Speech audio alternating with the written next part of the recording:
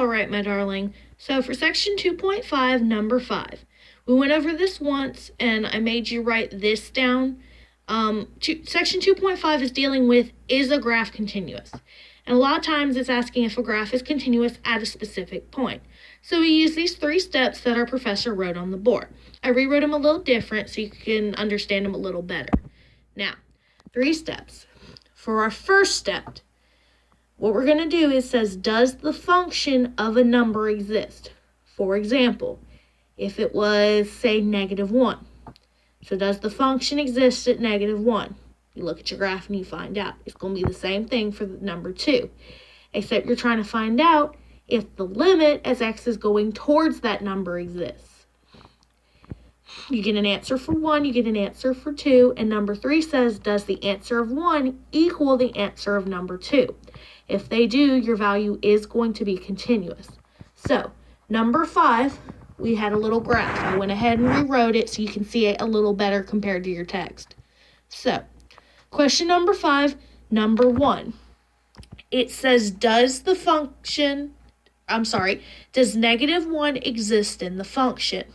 As you can see, I wrote the answer. It's yes, it's -1. That's because at -1, we're talking about the function, we're not talking about the limit. So you need to take into consideration the open and closed circles when we're talking about a value inside a function. So there's a closed circle at -1 at the value 0. At the value -1. So, yes, the value exists. Yes, the value -1 exists in this graph at -1. So that's why your answer is -1. Number 2 says, does the limit exist as x goes to -1 from the positive side? Note the positive. So we're going to go, and we're going from the positive side. Now remember, positive side, where's my finger? There it is. You're going to start over here, and you're going to keep going until you hit a graph that's going to connect to your value. So we're going from the right side, so it's going to be this one right here. We follow it up, and bam, it exists. There's no other point there except this one.